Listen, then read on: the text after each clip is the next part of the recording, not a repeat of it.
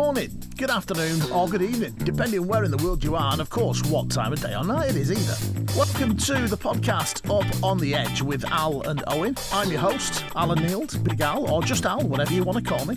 And each week, I'm going to be joined by regular co-host Owen Sherratt and other special guests along the way too. Right, let's get right into it. This is the podcast Up on the Edge. Yeah. So how was your Christmas and everything? It's all right, mate. I had also a few plans because we've been changing the days of escape to one. I had to go see our Emma on Christmas Day, which is a right journey because she's over in Cumbria. Yeah. And it's quite a like this, 3.5 hours. Right. So up to Junction 40, then another hour and a half to her house. So I did that, come back Boxing Day.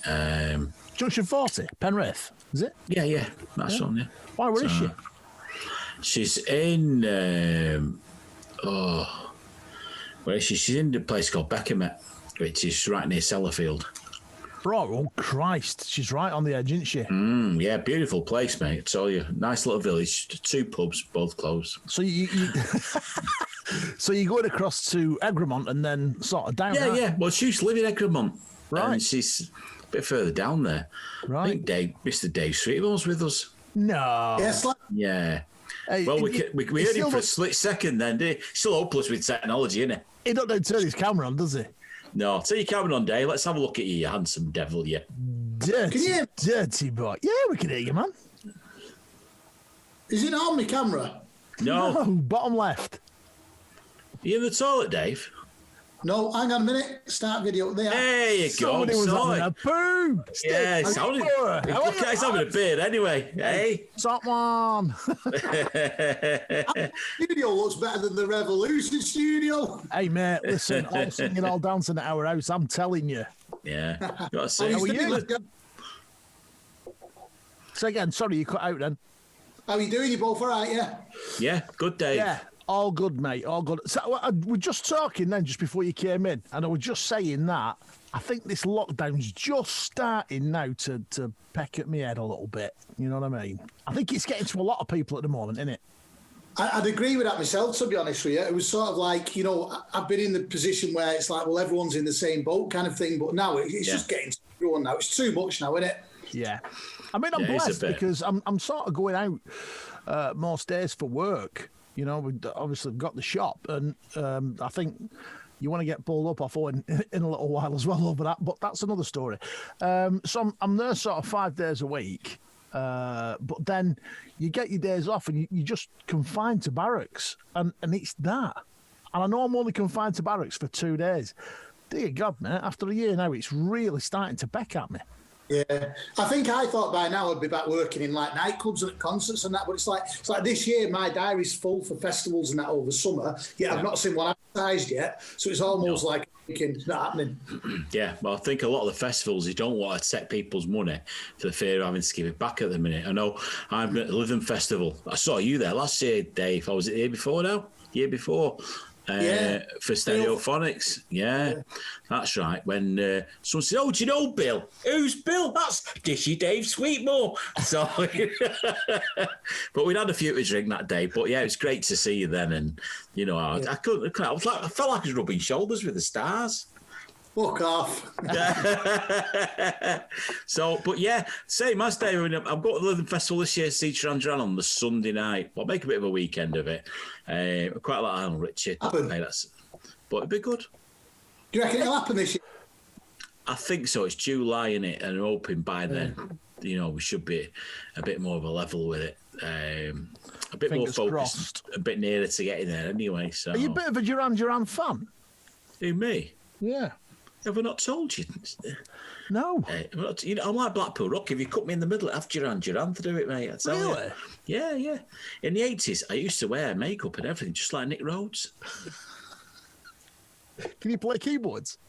No, I can't play guitar. I've got a lovely guitar there. I can't play it. But you know what it's like, Ali. It's one of them things. So, but I don't know what it is. Screw up. Loved him. But you forget I'm older than you, Pat. Here's a little bit of trivia for you.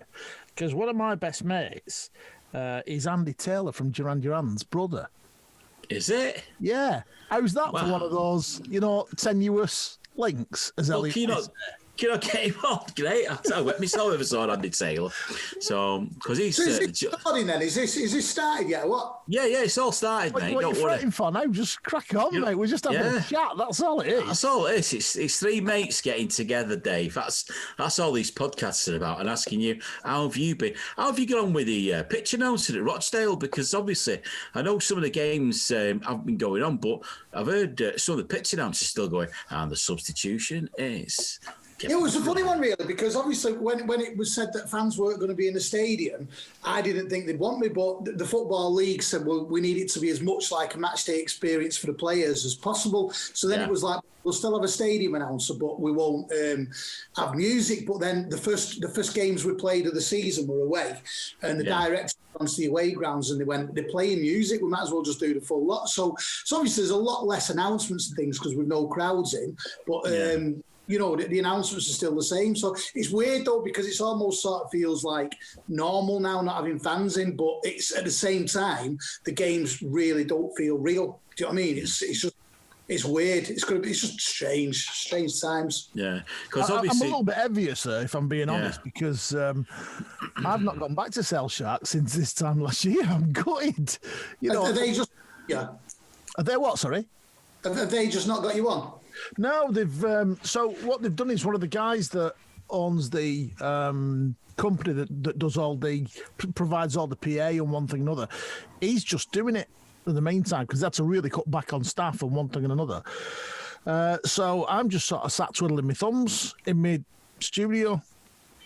No, I've been really lucky. I mean, I've been at Rochdale 20 years this year. So 20 years.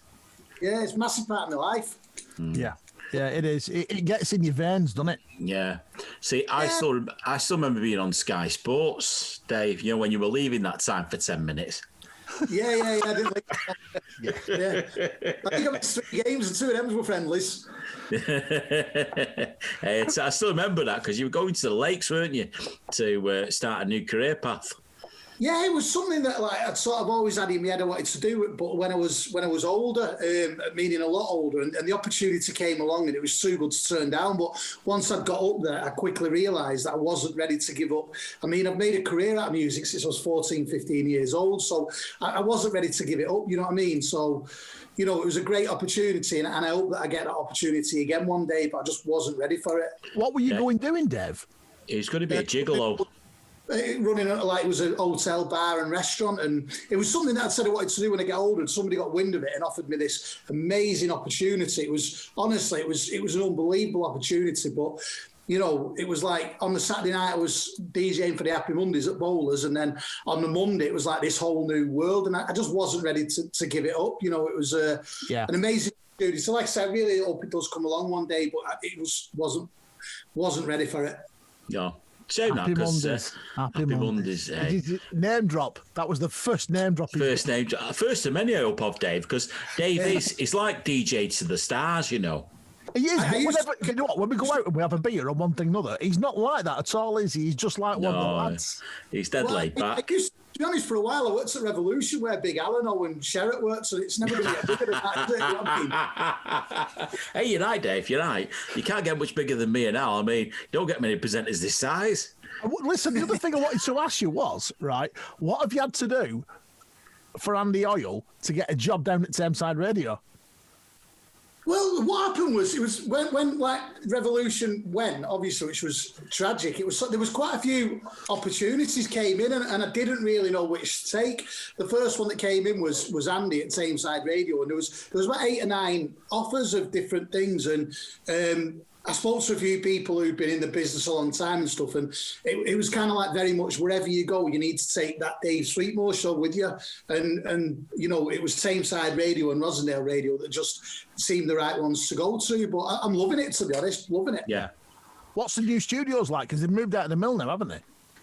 Yeah, they're downstairs at Cavendish. Right.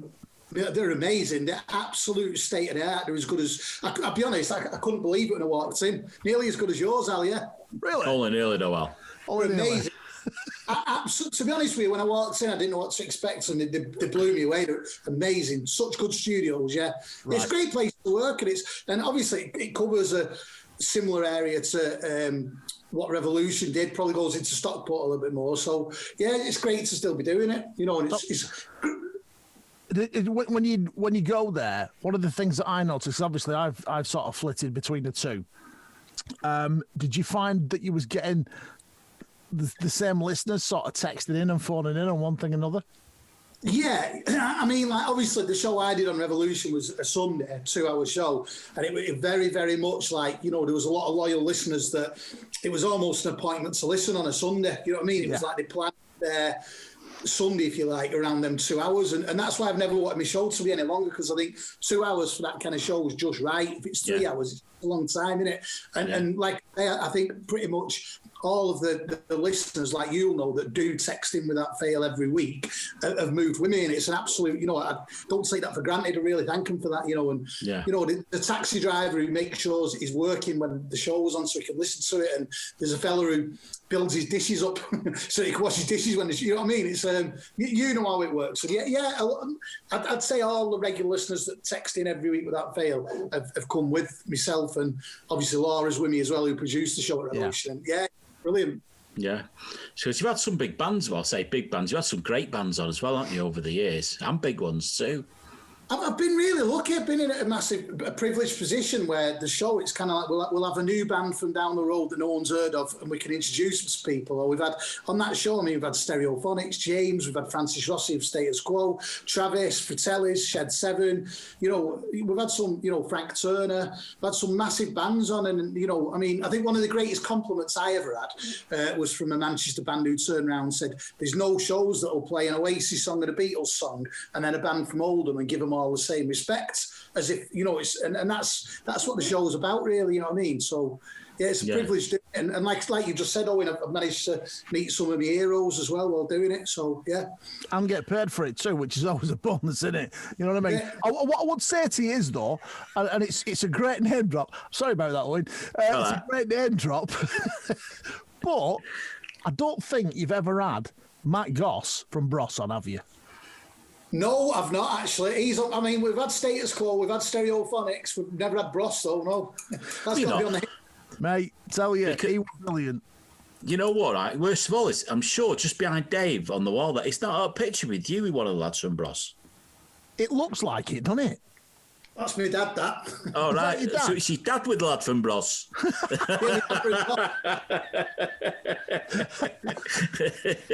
I don't know. So as obviously, when I was doing the Saturday nights, Dave, we had Saturday Night Dave, didn't we, where you come on from take a break from your gigs and you did give us a bit of a story about a song and what have you. Do you really miss doing your live gigs and your live stuff like that? Because I know when I stopped doing weddings and birthdays and working, doing the mobile DJ type stuff, I mean, the only thing I missed was doing the quiz, because it was more chatting to people than it was actually playing the music and stuff. But I mean, for you, obviously, you play these big venues, don't you? Yeah, I mean, my career, I mean, since I was 14, 15, I left school when I was 15, and I've been working at gigs and concerts and nightclubs, festivals, and that's where my career has been made up till now. And when it all happened last year, obviously everything went. I mean, last year, I think I had a festival booked in every weekend from March to November, and I didn't do one. And last year, I kind of like dealt with it in the way that, well, we're all in the same position. Yeah. It is now getting to the point where it's like, this is hard work, this, because, you know, I'm missing people, I'm missing bands, I'm missing the gigs. And I also think when I do the nightclubs, there's a lot of young people go to them. It's sort of like, well, what are they doing? You know, people with no social life at the moment. No. Do you know the weird thing is as well, you just sort of talking about all the different bookings and all the different festivals every weekend. Do you know what? In my life, I have never been to a festival. Honest to God, it was just one of those things, and we even got tickets for. I've done a lot of sort of concerts and one thing and another. We even got access all areas to the last Live Edge about 10 years ago, something like that, and I never went. I just went on a bike ride instead. It's just something that's never floated my boat. So here's the thing, Dave. Right, when we're out of lockdown, please take me with you to one of the festivals, and I'll carry your records.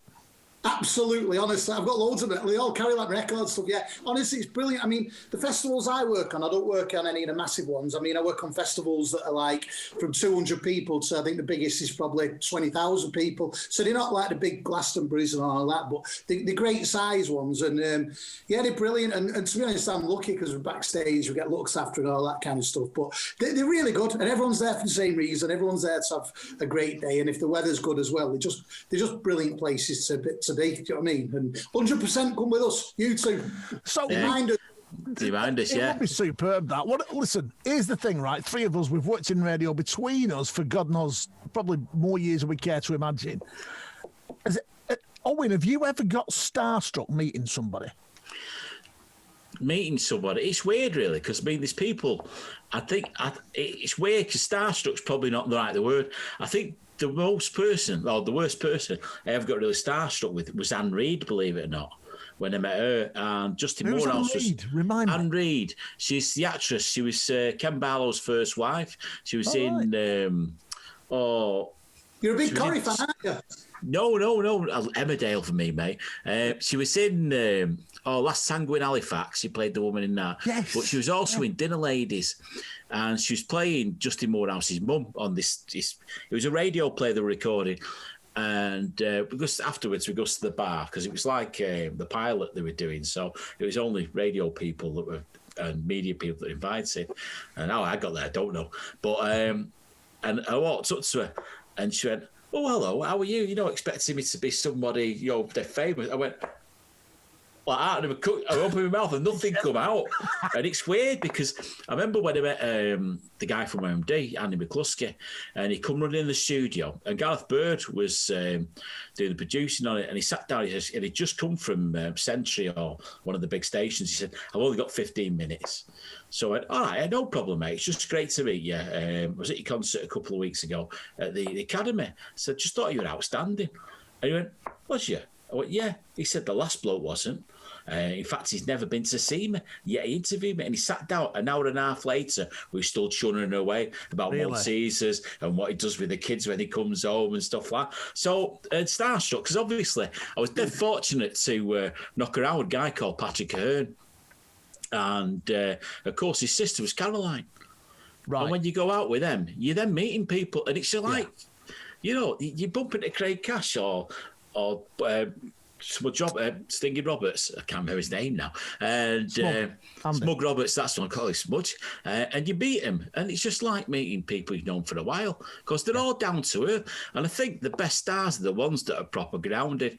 And to be fair, when I've heard Dave's interviews and stuff like that, everyone he speaks to, and he treats them the same way as he sat here now. He's talking to him like he's known him for years, and it straight away you can see that it is, because being a star, it's got to be really hard to go meet someone you never met before and then push your stuff as well, not sounding pretentious and things like that. So I think you did right there. I think like when I've met a lot of bands, and like I say, whether it be a band from down the road or whether it be the biggest band in the world, I always just try treat them like, they're just one of the lads, and I'm sat there and touch wood, it tends to work. And, I don't really get starstruck, I mean. No. I think the first hero I met was John Power, a massive, massive Cast fan.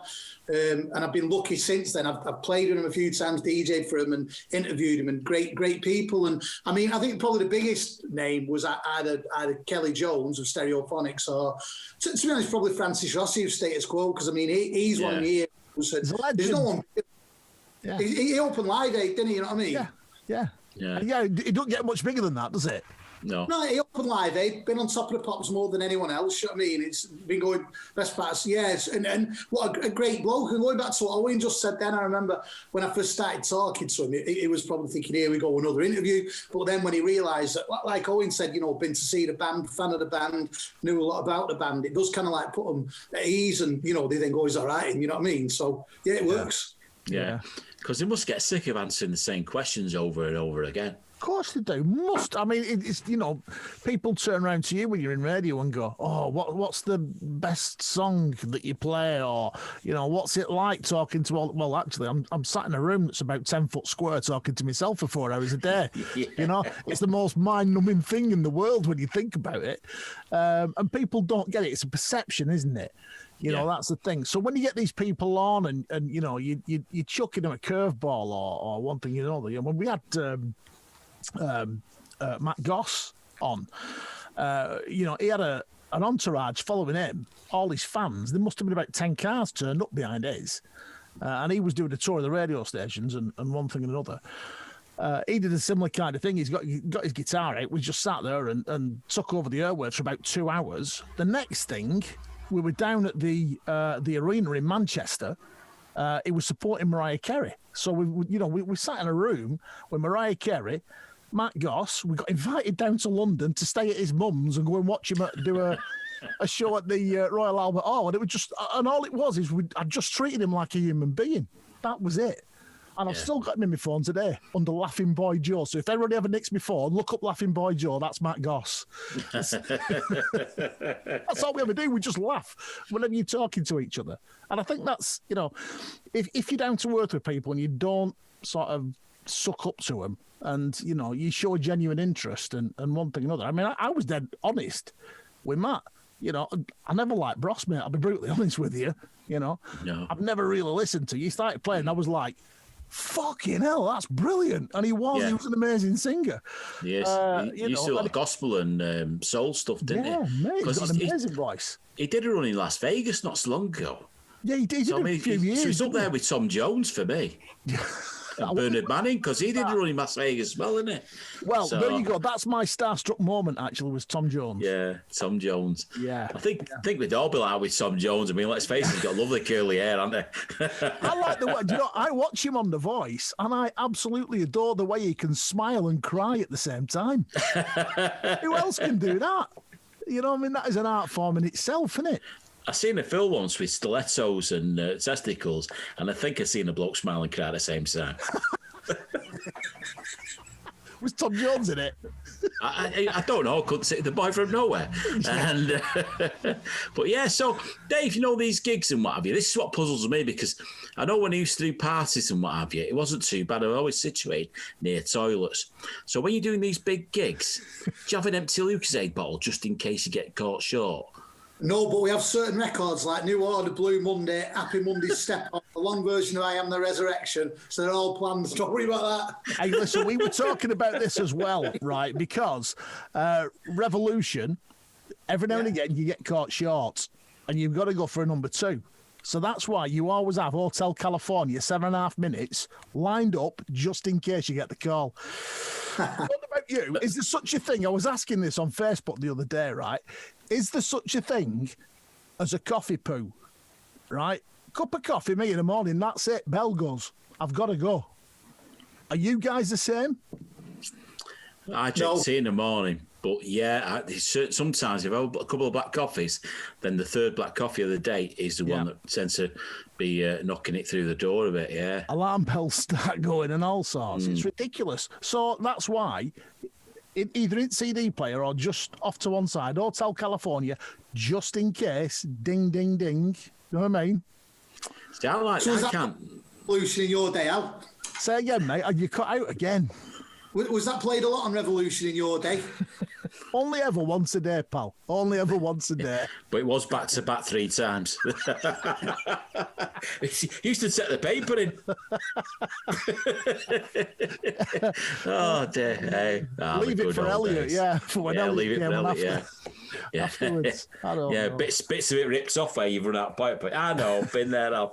So, my auntie used to have she used to live in Salford. Down, was it called Weast? Oh, yeah, Eccles New Road. Well, just off Eccles New Road, yeah. And she genuinely used to have an outside privy toilet. And I always remember as a kid, the worst thing in the world with your job, when you were sat on loo, was to rip up a newspaper, and leave it on the side, just in case somebody followed you in, so that they weren't out there long. She'd have nails on the back of the door to push him on. I can't remember, mate. I were a kid. I were in single figures then, mate. I'm over 50 now. You know what I mean? So, of all the gigs you've done, Dave, is the one that's, real standout gig that you've done, be it radio or music or whatever, that stood out? You thought, you know what, I wish I'd go back there and just watch myself do it.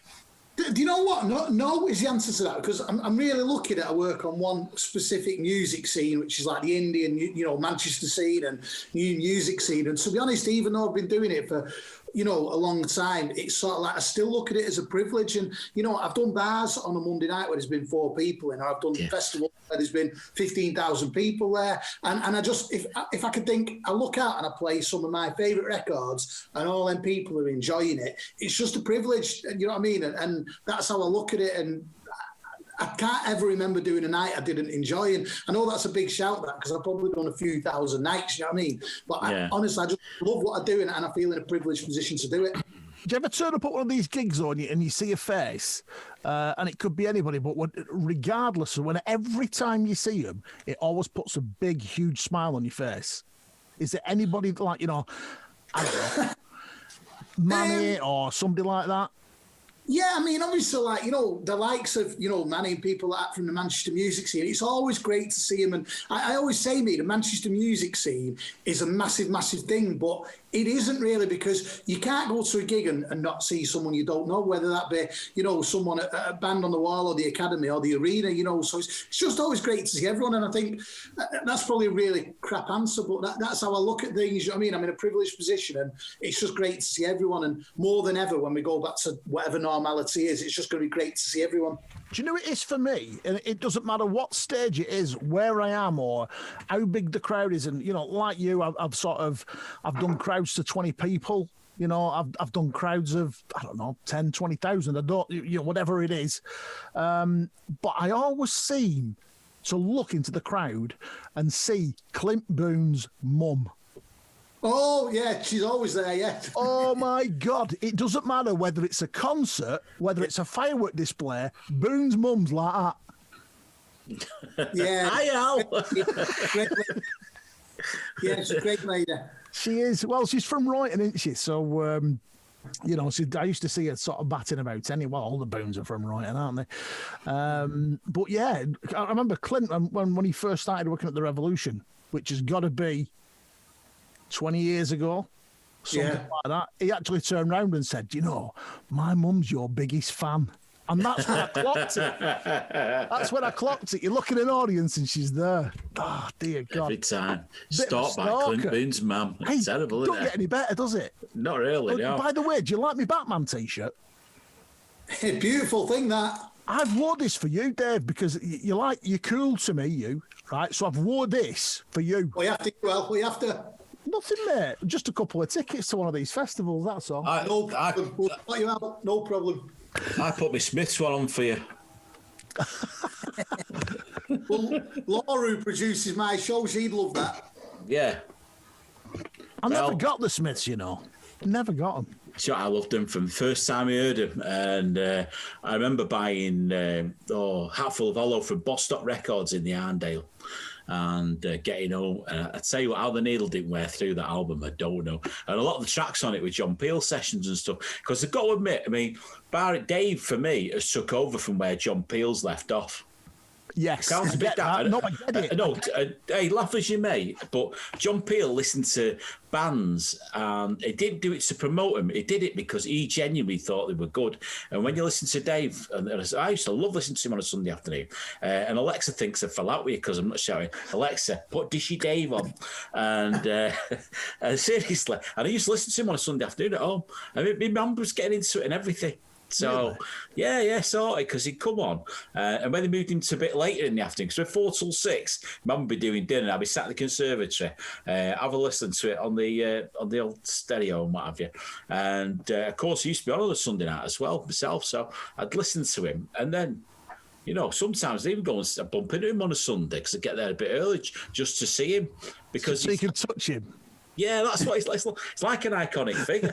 And I know it might sound a bit daft, this, Dave, but of all the people I've met over the years, you have got to be one of the most genuine, nice blokes. And I mean that because be it at the Christmas dues, be it bumping into you at gigs, or be it just passing in the corridors at the Rev. You know, you always stopped, you always had time, we always exchanged words, we always had a laugh, we had a bit of a moan together and everything. And you'd be surprised how people... When you're not, is there? There's no point of being... You're not... Yeah, exactly. And I appreciate kind words as well, thank you. No, it's all true. And I was dead surprised because you hear people, and obviously not me, but you hear someone on the radio, you just think, I bet he's great him. But, you know, you wonder, and then when you meet him, it's like they say never meet your idol. Well, when I met Dave, and Dave become one of my idols. No, it's you know what I mean? It's just... I honestly, and I know I keep repeating myself, but I'm in a privileged position what I do, whether it be on the radio, at football, at a gig, and it's nice to be nice, isn't it? And you know, I've had a great life doing what I do, and there's no point of being someone you're not at all. Are you a Rochdale lad then, Dave? Are you born? Heywood. Right. Okay, you still live in Heywood as well then? I live just outside Heywood, down in a village called Norden, just in between Heywood and Rochdale. I know it very well. That's where my wife lived when we first got together. Right, yeah, no, I've lived here for 15, 16 years, so I love it, yeah. So I fell into the job at Rochdale, to be honest. I was only doing it for one season and just been there since. Yeah, it sounds like me with Sale Sharks, that. Get asked to do it, you think, well, what I'll do is I'll price myself out the job so I don't have to go. And they just said, oh, yeah, that's great. Thanks very much. Yeah. And then 4 bags of Maltesers hit a lot, really. I've told you about that. I like Maltesers. We just need you to get the city job now, and then we're right. Oh, God. You know what makes it worse is we were talking to Liam Forrestal, and he mentioned a guy called Chris Bird. He did. Yeah, he did. Now, Chris Bird was one of the guys that was running City, and he was I can't remember what he could be, but he's like a manager and what have you there, and he was running all the business side of stuff. And when I was at the All FM, which is the community station in Longside, we brought him in, and the guy on breakfast did the interview with him. So I was walking out with him, and I was chatting with Chris, and he found out I was a City fan. You know, I did the drive time show, this, that, and the other. He said, I've heard you. He says, he said, keep in touch. He says, now, you know, you never know what comes up. And I bumped into him in Sainsbury's in Denton about 12 months after. And Ian Cheeseman had just moved from being the pitch announcer to doing the commentary at BBC Manchester. So I thought, opening it, and I seen Chris Bird. I went, hi, Chris, how you doing? He said, oh, wait. I was dead shocked he remembered my name. Probably won't now, but he remembered my name. I went, how you doing? He said, this pitch announcer's job. He said, yeah, it's up for grabs. He said, well, how do we go about applying? He said, no good to you, mate. We'd never get a suit to fit you. I thought, cheers. But he said, I'm applying for a radio licence for the area. He said, give us your number. And he took my number. He said, if I get it, he said, there could be an opening for you there. He said, because I like what you do, and I've been listening to you. He said, so, because it was something to do with Piccadilly at one point, wasn't it? And then he moved over to Fortune 1458 when they were setting up stuff. But it's just... Look at him. You know what he's doing here, don't you? He's taking photographs of me and he was going to put it on his Instagram. I've always wanted to be on this podcast. Oh, yeah. Sorry. Hey, listen, we are top guy. 5 minutes left. So what I want to ask you, 2 things actually while we're on. The first one is what are the shows you're doing now? What station are they on? How can people listen to you? Monday night is Tameside Radio, 7 till 9. You can listen, you know, if you're on FM in the area, or you can listen on the app or smart speaker or online. Friday night is Rosendale Radio, which is obviously, to be honest, it's pretty much the same show, but one's Greater Manchester, one's Lancashire. That's 7 till 9 on a Friday. That's available, again, if you're not in the area, that's available online on the app or smart speaker. And then one of the shows goes out on a Wednesday night on Reclaimed Radio. That's at 9 o'clock. So the best thing to do, to be honest, is follow me on social media and everything gets put on there. All right. What's that? Facebook, Twitter? Instagram, just Dave Sweetmore. It's not hard to find. Right. Okie dokie. Yeah. And the second thing, I suppose, you know, I'm sorry to jump in on you there. No, you're right, mate. So all these famous people that you know, we're going to need 1 or 2 of them, you know, for this podcast. Well, I'll see like a point in your way, because honestly, when I heard you were doing this, I thought, what a great thing you're doing, because out of all the people at Revolution, you two are popular and well known from Revolution. I genuinely think it's a great thing what you're doing. I really do, and I mean that. Thank you, appreciate it. So anyway, I will do. Yeah, well, we've got to get him back on again, because, we have literally scratched the surface here and some of the stuff, This guy's so deep, though. I mean, and deep. He's such a talent, too. And the other thing is, as well, I know radio presenters, there's some drunken debauchery gone on at the Revolution that he ain't telling us about yet.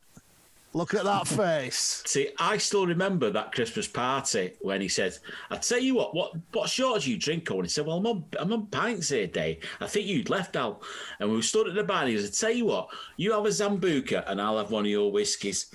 And me and him, I tell you what, Zambuca, I could taste licorice for about 5 weeks after. And the whiskies, apparently, between us, I think we polished off a bottle of Lafrague as well. I think we were up Denshaw somewhere. That's right, yeah. He must be the most remarkable human being anywhere, because every single photograph that was taken that night, he was on it. He was on it. And he was the only one that actually looked sober. What was that all about?